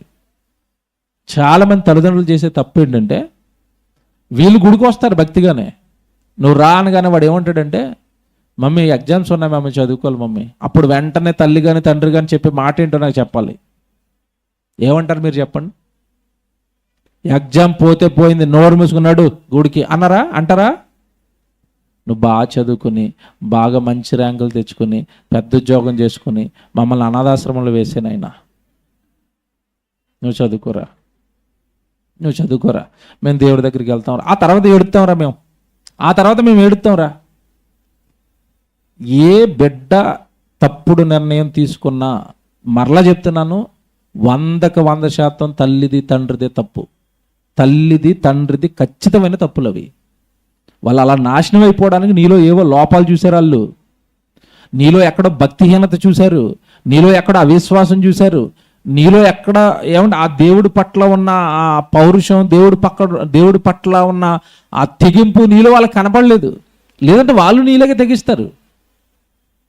మనోహ దంపతులు అండి నిజంగా వీళ్ళు జీవితం ఆలోచిస్తున్న నాకు అర్థమైంది ఏంటంటే, అతను ఇంకా పుట్టక మునిపే దేవుడిని అడుగుతున్నారు. పుడతాడు కదా, ఆ బిడ్డ వస్తాడు కదా, ఆ బిడ్డను మేము ఎలా పెంచాలి, వాడికి ఏమి నేర్పాలి, వాడి లోకంలో పడిపోకుండా, పాపంలో పడిపోకుండా, ఒక త్రాగుబోతు అయిపోకుండా, ఒక తిరుగుబోతు అయిపోకుండా, ఒక పాపిస్టుడు అయిపోకుండా వాడిని ఎలా కట్టుదిట్టం చేయాలి? ఎలా తండ్రి వాడిని ఎలా కట్టాలి? తండ్రి ఎలా కట్టాలి? ఎంత మంచి తల్లిదండ్రులు అండి వీళ్ళు. అసలు ఈ రోజున్న ఏమండి ఈ నవీన సమాజానికి వీళ్ళు ఇస్తున్న ఒక సందేశం చూడండి. పిల్లల విషయంలో ఇలా కేర్గా ఉండాలి. పుట్టలేదండి, ఇంకా పిల్లడు పుట్టక ముందు అడుగుతున్నారు, వాడిని చాలా జాగ్రత్తగా పెంచాలి, వాడు నాకు నాజీరు చేయబడిన వాడు అన్న మాట వాళ్ళ హృదయంలో పడిపోయిందండి. నాజీరు చేయబడిన వాడు అంటే అర్థం ఏంటి చెప్పండి? నాజీరు చేయబడిన వాడు అంటే అర్థం ఏంటి? అతడు నాకు ప్రత్యేకింపబడిన వాడు అని అర్థం, అంతేనా? అతడు నాకు ప్రత్యేకింపబడిన వాడు. జాగ్రత్తగా వినండి. పాత నిబంధనలో అక్కడక్కడ కొంతమందిని దేవుడు సెలెక్ట్ చేసుకుని ఇతను నాకు ప్రత్యేకింపబడిన వాడు, వాళ్ళు ప్రత్యేకింపబడిన వాళ్ళు నా కోసం బ్రతకాలి అన్నాడు. ఇప్పుడు కొత్త నిబంధన ప్రకారం ప్రత్యేకింపబడిన వాళ్ళు ఎవరు చెప్పండి నాకు? కొత్త నిబంధన ప్రకారం నాజీరు చేయబడిన వాళ్ళు, ప్రత్యేకింపబడిన వాళ్ళు ఎవరు? క్రైస్తవులందరూ ప్రత్యేకింపబడిన వాళ్ళేనా? క్రైస్తవులందరూ దేవుడి కొరకు యాజకులేనా? క్రైస్తవులందరూ దేవుడి కొరకు ఏమండి పరిశుద్ధ జనాంగమేనా? మరి మనము, మన పిల్లలు, మనము మన జీవితాలు, మన కుటుంబాలు దేవుడు ఏ పని నిమిత్తం అయితే ఈ లోకానికి పంపించాడో ఆ పని కొరకు ఉపయోగపడుతున్నాయా లేదా అని మనం ఎంతవరకు మనం జాగ్రత్తగా మన జీవితాన్ని భద్రం చేసుకుంటున్నాం? యోహాను సువార్త మీరు యోహాను గారు రాసిన పత్రిక తీయండి. యోహాను గారు రాసిన మొదటి పత్రిక తీయండి, 9వ అధ్యాయం 4వ వచనం చూడండి. దేవుడు ఏమంటున్నాడు? యోహాను గారు రాసిన మొదటి పత్రిక 9వ అధ్యాయం, క్షమించండి, సువార్తలోనే 9వ అధ్యాయం 4వ వచనం. యోహాను సువార్త 9వ అధ్యాయం 4వ వచనం. పగలు ఉన్నంత వరకు నన్ను పంపిన వాని క్రియలు మనము చేయుచుండవలెను. ఎలా చెప్పాడు చూసారండి? యేసుప్రభు చెప్పాడండి, ఇది యేసుప్రభు చెప్పాడండి. పగలున్నంత వరకు చూసారా? పగలున్నంత వరకు నన్ను పంపిన వాని క్రియలు. నన్ను పంపించాడు ఒక ఆయన, మిమ్మల్ని పంపించాడు ఒక ఆయన ఈ లోకానికి. పుట్టించాడు ఒక ఆయన. పుట్టుక పేరుతో ఈ లోకాన్ని మనం చూసేటట్టుగా ఈ లోకానికి మనల్ని పంపించాడు. నన్ను పంపించిన వాని క్రియలు నేను చెయ్యాలి అన్నాడా, మనము అన్నాడా? ఏ పదం అని చెప్పండి అక్కడ. మనము చేయవలెను, మనము చేయుచుండవలెను, మనము పని చేయుచుండవలెను, మనము పని చేయుచుండవలెను. మనం పని చేయాలట. ఏ పని? ప్రారంభంలో మాట చెప్పించాను మీకు. సృష్టిలో ఉన్న ప్రతి వస్తువు దాని దాని పని నిమిత్తము కలగజేయబడింది. మనము దేనికోసం పుట్టామని రాయబడింది ఇప్పుడు ఇక్కడ. పగలున్నంత వరకు మనము పని పని నన్ను పంపిన వాని చిత్తం, నన్ను పంపిన వాని ఇష్టం నెరవేర్చే పనులు మనం చేయాలి. ఏంట పని అంటే దేవుని పని, స్వార్థ పని. ఎవడే నిజంగా ఒక్క విషయం నేను జ్ఞాపకం చేస్తాను, మీరు చాలాసార్లు విన్నమాటే. మన ఇంట్లో ఒక్కో వస్తువుది ఒక్కో పని అండి, అవునా? వాషింగ్ మిషన్ ఏం పని చేయాలి? బట్టలు ఉతకాలి, అంతేనా? జాగ్రత్తగా వినండి. కుక్కర్ ఏం చేయాలి? అన్నం వండాలి. బ్రష్ ఏం చేయాలి? పళ్ళు తోమాలి. ఇంట్లో వస్తువులన్నిటికీ ఒక్కో వస్తువుకి ఒక్కో పని ఉందా? ఉంది. బ్రష్లు 2 బ్రష్లు ఉంటాయి. పళ్ళు తోముకునే బ్రష్, వాష్రూమ్ కడుక్కునే బ్రష్. 2 బ్రష్లేనా? 2 బ్రష్లేనా? అది వాష్రూమ్ బ్రష్, ఇదేమో పళ్ళు బ్రష్. దాని పని దాందే, దీని పని దీందే. ఇదేమో ఎంత ఉంటుంది, అదేమో ఎంత ఉంటుంది. బ్రష్లు పని. ఏమన్నా ఇంట్లో మీరు చూడండి, ఎన్ని వస్తువులు ఉంటే మన జీవితం ముందుకు కొనసాగుతుంది. జాగ్రత్తగా వినాలి. ఎన్ని వస్తువులు ఉంటే మన జీవితం ముందుకు కొనసాగుతుంది. స్నానం చేయాలనుకోండి, నీళ్ళు రావాలి, కుళాయి ట్యాప్ ఉండాలి. వేడి నీళ్ళు కావాలంటే హీటర్ ఉండాలి, లేదంటే గేజర్ ఉండాలి. ఇవన్నీ ఉంటేనే కదండి పని ముందుకు సాగేది. ఇంట్లో కూరగాయలు దాచుకోవాలంటే ఏముండాలి? ఫ్రిడ్జ్ ఉండాలి. పడుకోవడానికి ఏముండాలి? మంచం ఉంది. మంచం ఉంటే పడుకుంటారా? పైన ఏముండాలి? మళ్ళీ ఫ్యాన్ ఉండాలి. దోమలు కొట్టకుండా ఉండాలంటే ఆల్అవుట్ ఉండాలి. ఎన్నండి మనిషికి. ఇవన్నీ ఉంటేనే నీ పనులు జరుగుతాయి. నువ్వు బాగా వినండి, నువ్వు ఒక్కడ జీవించడానికి ఇన్ని వస్తువులు పనిచేయాలా? నువ్వు ఒక్కడవి జీవించడానికి, నువ్వు ఒక్కడవి బ్రతకడానికి ఇన్ని వస్తువులు పనిచేయాలా? చేయాలి. ఇప్పుడు జాగ్రత్తగా వినండి. ఇప్పుడు వస్తువులన్నిటికీ రకరకాల పనులు ఎలాగైతే ఉంటాయో జాగ్రత్తగా వినాలి. భూమి మీద పుట్టిన మనుషులందరికీ దేవుడు ఆయా రకాల పనులు ఇచ్చి దేవుడు భూమి మీదకి పంపిస్తున్నాడు. రోమపత్రిక 12వ అధ్యాయానికి రండి. రోమపత్రిక 12వ అధ్యాయానికి రండి. అందరు తీసుకోండి. రోమపత్రిక 12వ అధ్యాయము 7వ వచనం చదువుదాం. 7వ వచనం. మనకు అనుగ్రహింపబడిన కృప చొప్పున, రామపత్రిక 12వ అధ్యాయం 7వ వచనం. మనకు అనుగ్రహింపబడిన కృప చొప్పున వేర్వేరు కృపావరములు కలిగిన వారమై ఉన్నాము గనుక, ప్రవచన వరం అయితే విశ్వాస పరిణామం చొప్పున ప్రవచింతుము, పరిచర్య అయితే పరిచర్యలోను, బోధించువాడైతే బోధించుటలోను, హెచ్చరించువాడైతే హెచ్చరించుటలోను పని కలిగి యుందుము అన్నాడు. చూడండి, ఆ పైన చెప్పినవన్నీ ఏటట? పని. బోధించేది ఒక బోధ, ఒక పనట. హెచ్చరించేది ఒక పనట. పరిచర్య ఒక పనట. పరిచర్య అనగానే ఇగో ఈ చక్కగా ఈ మందిరాన్ని శుభ్రం చేయటం, కుర్చీలు వేయటం, తొడవటం, ఓడవటం, ఇది మందిరంలో పరిశుద్ధులకు చేసే పరిచర్య. భోజనాలు చేయటం, ఏమంటే ఇవన్నీ భోజనాలు చేస్తున్నప్పుడు కష్టపడి వంటలు చేయటం, ఇదంతా పరిచర్య. పరిచర్య పనట. ఒక్కొక్కరు ఒక్కొక్క పని కలిగి ఉందము. ఒక్కొక్క అవయవము ఒక్కొక్క దేవుడికి ఒక పనిముట్టుగా మారి, సంఘంలో ఉన్న సహోదరులందరూ ఒక్కొక్క అవయవంగా మారి దేవుడి పనిలో ముందుకు కొనసాగాలి. పని కలిగి ఉందము. తర్వాత అంటున్నాడు, పంచిపెట్టువాడు శుద్ధ మనస్తోను. అంటే పంచిపెట్టడం కూడా ఏంటి? ఇప్పుడు పనే. మనకి మీటింగ్ అయిపోయిన తర్వాత చివరిలో భోజనాలు ఉంటాయి. భోజనాలు ఉంటాయా? ప్లేట్ పెట్టుకుని మనం వెళ్తే అక్కడ ఒక ఆయన ఏం చేస్తూ ఉంటాడు? పంచి పెడతాడు. చికెన్ ముక్కలు పంచుతాడు, సాంబారు పంచుతాడు, అన్నం పంచుతున్నాడు. అది పంచడం అంటే వడ్డించటం. అది కూడా పనేనా? అది కూడా పనే.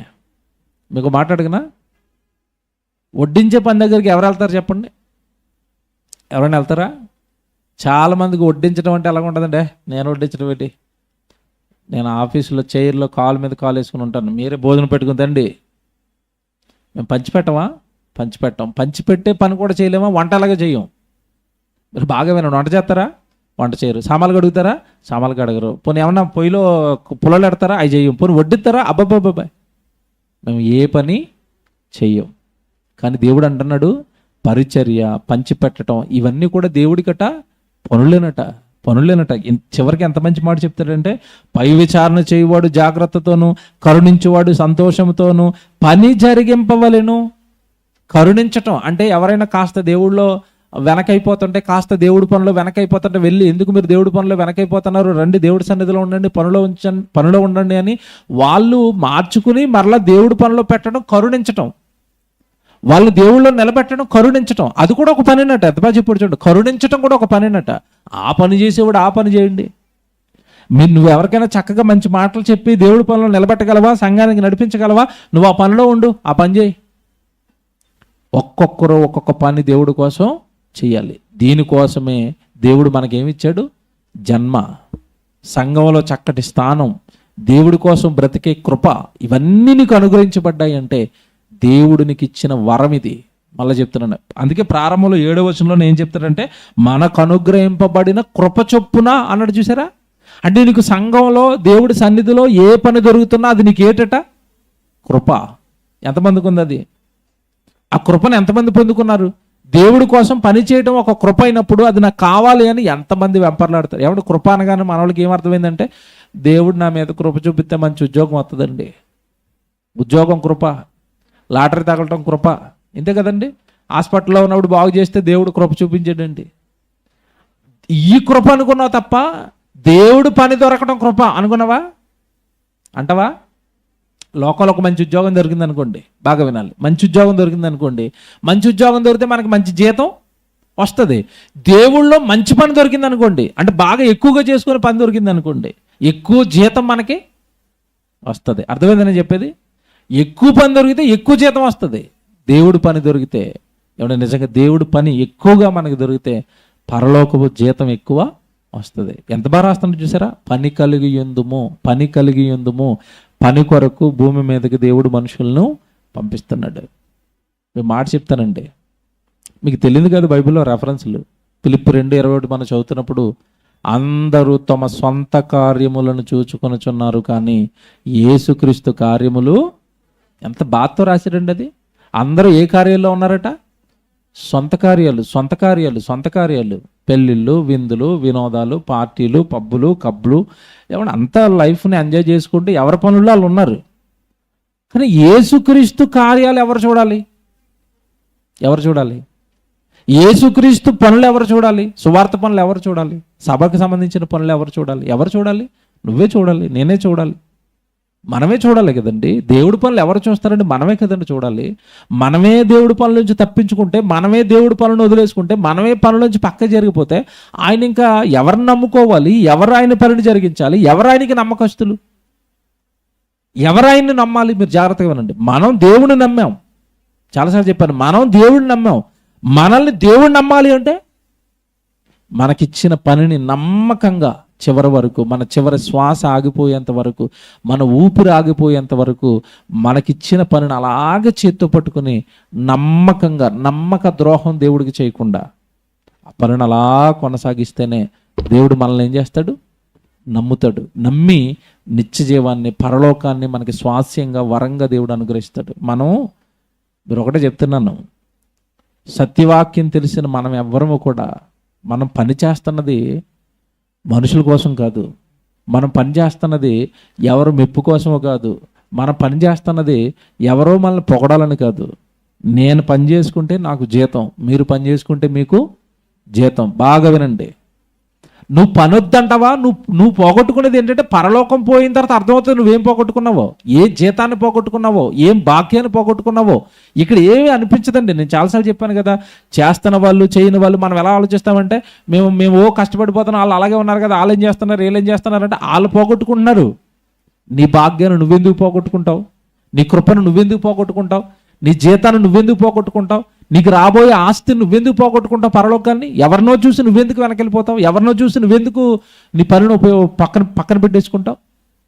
వాని క్రియల చొప్పున వానికి ప్రతిఫలం అన్నడా? బైబిల్ అలాగే ఉందా?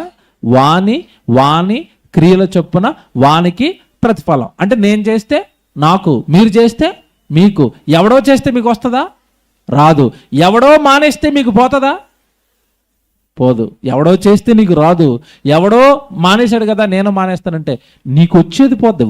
వాని క్రియలు అన్నాడంతే. ఎవడు మీకు తెలియదు కాదు, నేను పెద్దగా ఎవరితోనూ చెప్పుకోను కనుక మీకు తెలియదు అంతే. ఇవి నేను ఎంత స్ట్రెస్లో ఉంటానో, ఎంత బిజీగా ఉంటానో మీకు తెలియదు కాదు. ప్రయాణాలు, సువార్తలు, కుటుంబం, ఆరోగ్యం, పిల్లలు ఇవన్నీ మెయింటైన్ చేస్తూనే నాకు టైం దొరికినప్పుడల్లా ఉన్న కొద్ది సమయాన్ని కూడా పోగొట్టుకోకుండా పాటలు పరిచయం పెట్టుకున్నాం. పాటలు రాస్తాను, పాటల గురించి ఆలోచిస్తాను, పాటల గురించి మాట్లాడతాను, పాటలు చేయిస్తున్నాను. పాట ఒక మంచి పాట మీరు నిన్నే వదిలేను. దానికి వచ్చిన ఫోన్లు, దానికి వచ్చిన రెస్పాన్స్, ఎంత మంచి పాట చేశారన్న యేసుప్రభు కోసం అందరూ ఆశ్చర్యం. వెయిటింగ్ అనే మేము ఆ పాట ఎప్పుడు వస్తుంది. పల్లవి వింటేనే చాలా ఆనందంగా ఉంది. చూసారా, మనం తీవ్రంగా దేవుడి కోసం కష్టపడుతున్నదండి. ఎవరి మెప్పు కోసం కదా. నేను ఎంత చేస్తే అంత జీతం నాకు వచ్చేస్తుంది. మీరు ఆ మోటోతో ఉండాలి ఎప్పుడు. నేను ఎంత చేయాలి, నేను ఎంత జీతాన్ని సంపాదించుకోవాలి, వాళ్ళు వీళ్ళు నీకు ఎందుకు అదంతా. వాళ్ళు నరకానికి వెళ్ళిపోతే వాళ్ళు తోకట్టుకు నువ్వు వెళ్ళిపోతావు నరకానికి. వాడు పని వదిలేసుకుంటే వాడి జీతాన్ని వాడు పోగొట్టుకుంటా, నీ జీతాన్ని నువ్వు పోగొట్టుకుంటావా? ఎవరిని చూడకండి. నిన్న లైవ్ ఇచ్చారో లేదో నాకు తెలీదు, ఎక్కడ యూత్ మీటింగ్లో మాట్లాడాను మెసేజ్. దయచేసి మళ్ళీ చెప్తున్నాను, యూత్ మీటింగ్ మెసేజ్ అనేది లైవ్లో ఉంటుంది. మీరు వినండి, మీరు మరలా వినండి. నిజంగా దేవుడి పనిలో అలా కాస్త అలసత్వం వచ్చినా, దేవుడి పనిలో నుంచి కాస్త మనం నెమ్మదైపోతున్నా, ఎంత తప్పు మనం చేస్తామో మీకు అర్థమైపోద్ది. ఎంత మనం దేవుళ్ళలోంచి పడిపోతానో మీకు అర్థమైపోద్ది. కనుక దేవుడి పని మన ఊపిరి అవ్వాలి, దేవుడి పని మన జీవితం అవ్వాలి. కారణం ఏంటంటే అసలు మనకు ఆయన జన్మనిచ్చిందే ఆ పని కోసం అయినప్పుడు నువ్వు ఇంకేం చేసి దేవుడిని మెప్పిస్తావు? అది పోగొట్టుకుని నువ్వు పుట్టిందే దేవుడి పని కోసం అన్నప్పుడు మన యేసు చెప్పాడు కదా, పగలున్నంత వరకు నన్ను పంపిన వాని క్రియలు మనం చేయాలి. ఏమన్నా మాట్లాడుతాను, నిజం చెప్పండి. అక్కడ దేవుడి పని ఎప్పుడు చేయమనుంది? అక్కడ ఎప్పుడు చేయమనుంది? పగలో. నేను పగలు దేవుడు పని చేస్తున్నాను అన్న వాళ్ళు చేయొత్తండి. పగలు నేను దేవుడు పని చేస్తానన్న వాళ్ళు చేయొత్తండి. ఒక్క చేయలేకదా నాకు తెలుసు. పోని మీరు పగలు మీ పనులకి వెళ్ళిపోతున్నారు కదండి, పని ఎప్పుడు పెడతాం? రాత్రులు పెడతాం, లేదంటే గవర్నమెంట్ సెలవిస్తే ఆ రోజు పెడతాం. ఆ రోజు పనికి కూడా రావట్లేదండి, ఏం చేయాల?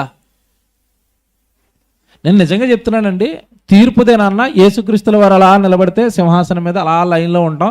ఈ పని చేయని వాళ్ళందరికీ రెఫరెన్స్ చూపిస్తాడు. ఏ రెఫరెన్సు? పగలున్నంత వరకు మనము నన్ను పంపిన వాని క్రియలు చేయుదుము. పోనీ నాయన పగలు నువ్వు ఉద్యోగం అన్నావు, జీతం అన్నావు, ఏదో సంపాదన అన్నావు, పిల్లలు అన్నావు, నేను వదిలేసానులే. నీకు సెలవు వచ్చిన పగలైనా నా కోసం పనిచేసావా అంటాడు. మీరు చెప్పండి, ఇప్పుడు సెలవు వచ్చిన పగలు ఏం చేస్తారు చెప్పండి మీరంతా? ఆడపిల్లలు అయితే బట్టలు ఉతుక్కోవాలి ఈరోజు మేము, లేదా పైన ఉన్న సామాన్లు కిందకి దింపు కడుక్కోవాలా, ఇల్లంతా మాపేసుకోవాలి. ఈరోజు సెలవు. దేనికి సెలవు చెప్పండి? దేవుని పనికి సెలవు. ఈరోజు ఏం చెప్పకండి. ఏమండి, ఈ వచనం మరలా చెప్తున్నాను, దేవుని నమ్మేమంటే కుదరదు. దేవుడు బైబిల్లో రాయించిన ప్రతి వచనము మన జీవితం ఏమవ్వాలి? నెరవేరాలి. పగలున్నంత వరకు మనము ఆయన పనులు చేద్దామన్నప్పుడు ఏ పగలు మీరు దేవుడి పనిలో ఉన్నారు? రాత్రులు రావడమే కష్టమైపోతున్నప్పుడు, సెలవు దినాలు రావడమే కష్టమైపోతున్నప్పుడు ఏ పగలు మీ జీవితంలో దేవుడి పని ఉంది? నిజం చెప్తాను, నిజం మాట్లాడుకుందామండి. మీటింగులు రాత్రి ఎందుకు పెడతారో చెప్పాలి నాకు. పోనీ ఈ మీటింగ్ రాత్రి ఎందుకు పెట్టారు రాజన్న వాళ్ళని అడగండి. పగలు ఎవరు రారు.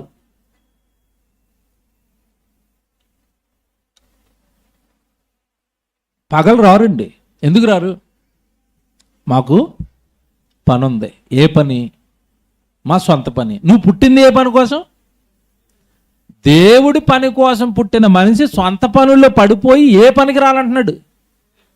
ఎంత దారుణం అండి ఇది, ఎంత దారుణం ఇది. నేను ఒకటి మాట్లాడుతాను, మరి పని చేసుకోకపోతే ఎలాగండి, మాకు అవి ఉన్నాయి ఇవి ఉన్నాయి అంటే అవన్నీ నువ్వెందుకు పెట్టుకున్నావు?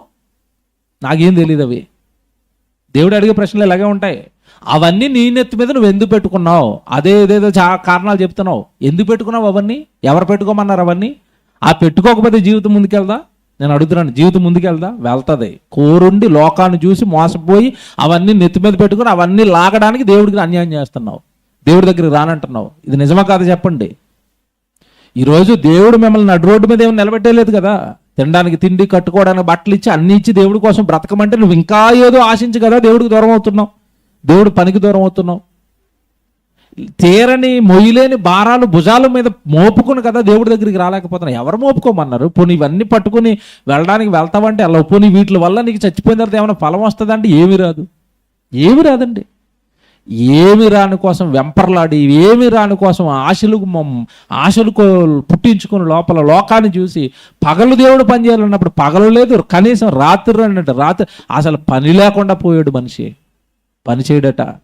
ఏం చేస్తాడు తెలుసా? అది చూసి ముగించేస్తాను. యెషయా గ్రంథానికి రండి. పని కోసం పుట్టిన మనిషి ఏం చేస్తున్నాడో రాసాడండి. నిజంగా మంచి మాట అండి ఇది. యెషయా గ్రంథం 5వ అధ్యాయం 10వ వచనం చూద్దామా? 10వ వచనం.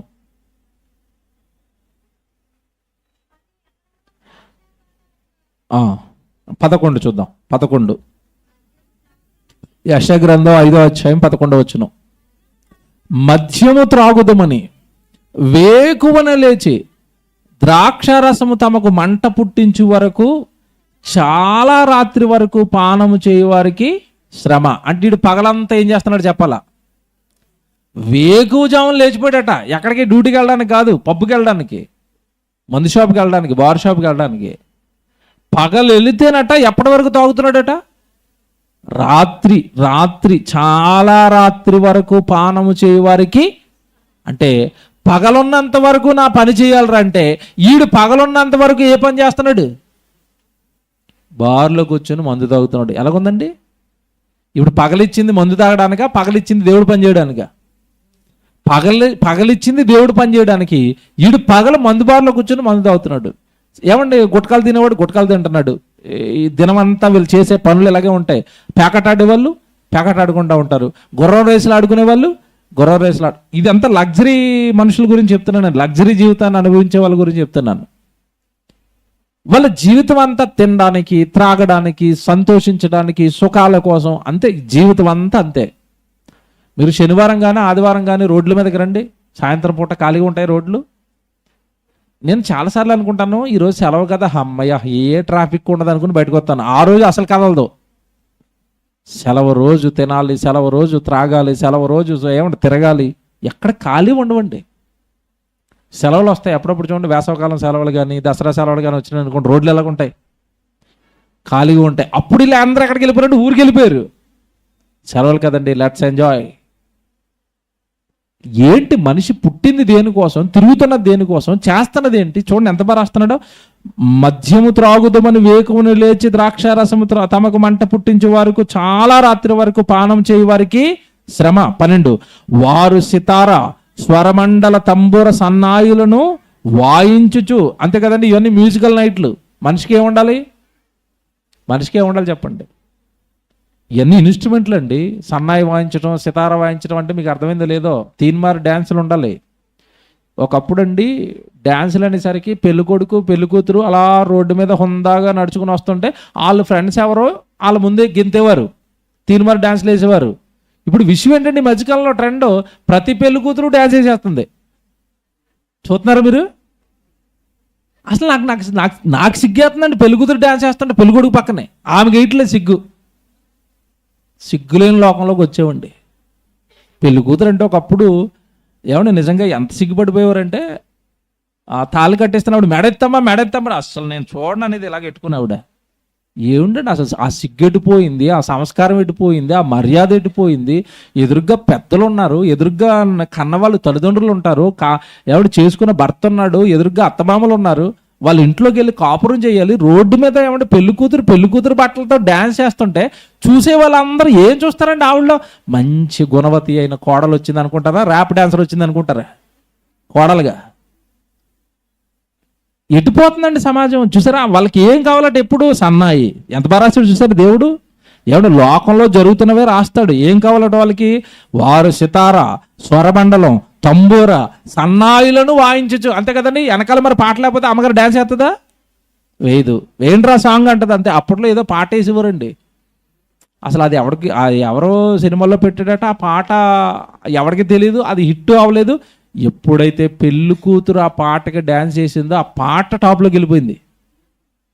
బుల్లెట్ బండి మీకు తెలియదు, ఇంకా చూస్తారు సోషల్ మీడియాలో బాగా. ఆ బుల్లెట్ బండి పాట ఎవరికి తెలియదండి. పెళ్లి కూతురు డ్యాన్స్ చేసిన తర్వాత ఆ పాట హైప్లోకి వెళ్ళిపోయింది. డ్యాన్సులు వేస్తావా? వెయ్యు. ఇక్కడ డ్యాన్సులు వేసిన వాళ్ళు అందరూ అక్కడ డ్యాన్స్ వేయాలి. ఎక్కడ? నరకంలో. ఆ dance super dance without music. అది ఇది విత్ మ్యూజిక్. అది వితౌట్ మ్యూజిక్ అయినా డ్యాన్స్ వేస్తారు. ఎలాగేస్తారంటే చుట్టూ మంటేసాడు, ఇప్పుడేరా డ్యాన్స్ అంటున్నాడు అనమాట. కాళ్ళ మీద కాలు చేసిన అగ్గేసి, ఏరా డ్యాన్స్ బాగా వేసావు కదా పైన, ఎక్కడై పబ్బుల్లో వేసావు కదా ఇక్కడై, కబ్బుల్లో వేసావు కదా ఇక్కడై, తాగుతూ వేసావు కదా డ్యాన్సులు ఇక్కడై, ఎక్కడైరా వితౌట్ మ్యూజిక్ అయ్యిరా. ఇప్పుడు ఏంటి డ్యాన్సుల, ఆటల, పాటల, త్రాగుబోతులు, విందులా? ఎందుకరా నువ్వు పుట్టావు భూమి మీద? ఇదా జీవితం? దీనికా దేవుడు బంగారం లాంటి జీవితం ఇచ్చింది? దేవుడు దీనికా తల్లి గర్భంలో అన్ని రోజులు ఈ దేహాన్ని కట్టింది, శరీరాన్ని కట్టింది? ఎంత బాగా రాస్తున్నాడండి దేవుడు.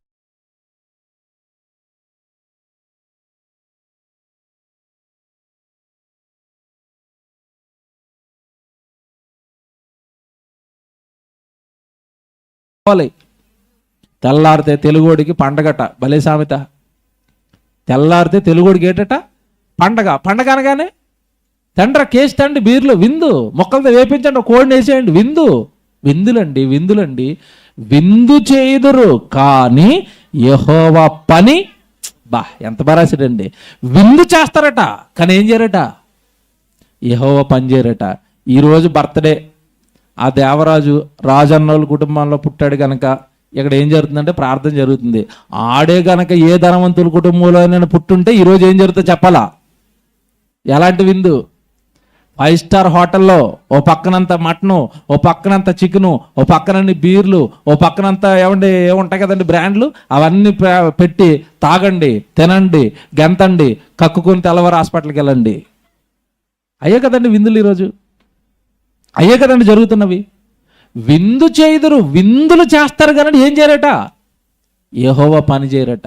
విందు చేస్తారు కానీ పని చేయరు, విందు చేస్తారు కానీ పని చేయరు. మళ్ళీ చెప్తున్నానే, అది చిన్న మాట ఏం కదండి. ఈరోజు ఆ కుటుంబం విందు చేయటం లేదు, పని చేస్తున్నారు. ఏం పని? ఇది ఏం పని చెప్పండి? యెహోవా పని. భోజనం వాళ్ళే వండారు, భోజనం వాళ్ళే తీసుకొచ్చారు, వంటలు వాళ్ళే చేస్తున్నారు, కష్టపడుతున్నారు. ఆ కుటుంబం ఈరోజు దేవుడు పని చేస్తుంది. బర్త్డే రోజు, కుమారుడు బర్త్డే రోజు కుటుంబం పని చేస్తుంది. కుమారుడు బర్త్డే వస్తే లోకం ఏం చేస్తుంది? ఈరోజు విందు చేస్తుంది. నువ్వు విందులు చేస్తావా? దేవుడు పని చేస్తావా? విందుల్లో మునిగావా? దేవుడు పనిలో మునిగావా? చాలామంది కుటుంబంలో ఏం జరిగినా విందు, మాంసం ముక్క, త్రాగుడు, ఇంకా కొంతమంది అయితే తీనుమారు బాక్సులు. విందులండి, పండగలండి, సంతోషాలండి, తినాలండి, త్రాగాలండి, గెంతాలండి. మరి నిన్ను పుట్టించిన దేవుడు పని చేయడట. మళ్ళా చెప్తున్నాను, భూమి మీద పని చేసుకుంటేనే జీతం వస్తుంది. పుట్టించిన దేవుడి జీవితం ఇచ్చాడు అని ఆయన నీకే పని నిమిత్తం ఈ లోకానికి పంపించాడో సంఘానికి వస్తే తెలుస్తుంది. సంఘములో అంటుకట్టబడితేనే, సంఘానికి చక్కగా నువ్వు సహకారిగా ఉంటేనే, సంఘములో లోబడి నువ్వు ఎదుగుతూ ఉంటేనే, సంఘము ద్వారా దేవుడు నీకు పనిచ్చి ఆ పని ద్వారా నిన్ను పరలోకానికి చేర్చుకుంటాడు. ఆ పనే నాకొద్దు, నేను పనే చేయను అంటే జీతాన్ని పోగొట్టుకుంటాం. సంఘానికి లోబడకపోయినా, సంఘం ద్వారా వచ్చే పనిని మనం స్వీకరించకపోయినా నిత్యాగ్ని దండనకు మనం జారిపోతాం. కనుక మనిషి జన్మ పరమార్థం యెహోవా పని, దేవుని పని. పని చేయడానికి ప్రతి వస్తువు, పని చేయడానికి ప్రతి కుమారుడు, ప్రతి కుమార్తె భూమి మీద పుడుతున్నారు. దేవుడి పని రకరకాలుగా ఉంటుంది.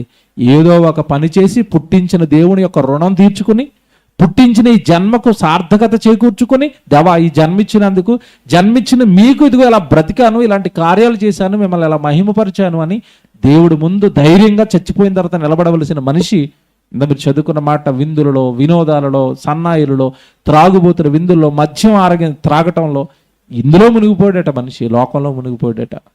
సో దయచేసి ఎవ్వరము ఈ ప్రసంగాలు వింటున్నాం, ఈ వాక్యాలన్నీ మనకు తెలుసు, దేవుడు రాయించాడు అని మనకు తెలుసు. కనుక దీనికి భయభక్తులు కలిగి, వాక్యానికి భయభక్తులు కలిగి, వాక్యాన్ని నమ్మి, వాక్యానికి లోబడి భయం కలిగి మన పనిని విస్తరించుకోవడానికి చూద్దాం. మన పని విస్తరించాలి, దేవుడి పని విస్తరించాలి. దేవుడి కొరకు ఉన్నతంగా జీవించాలి. వెనకైపోవటం, ఏమంటే తప్పిపోవటం, ఇదంతా దేవుడికి ఇష్టం ఉండదు. పనిని పోగొట్టుకున్నామా జన్మ పరమార్థం దెబ్బతిన్నట్టే. మళ్ళా చెప్తున్నాను, పని పోగొట్టుకున్నామా జన్మ పరమార్థమే, మూలమే దెబ్బతింటది. ఆ మూలం ఎప్పుడైతే దెబ్బతిందో మనం ఎంత భక్తి చేసినా, ఎంత దేవుడిని ఏమంటే గోజాడినా దేవుడికి మనల్ని నమ్మడు. కనుక దేవుని యందు, దేవుని పని యందు భయభక్తులు కలిగి పనిని దేవుడికి అర్పణలుగా అర్పిస్తూ దేవుడిని సంతోషపెట్టి, దేవుడిని ఆనందపెట్టి, దేవుడున్న పరలోకానికి మనం అంతా చేరుదాం. ప్రార్థన చేసుకుందాం.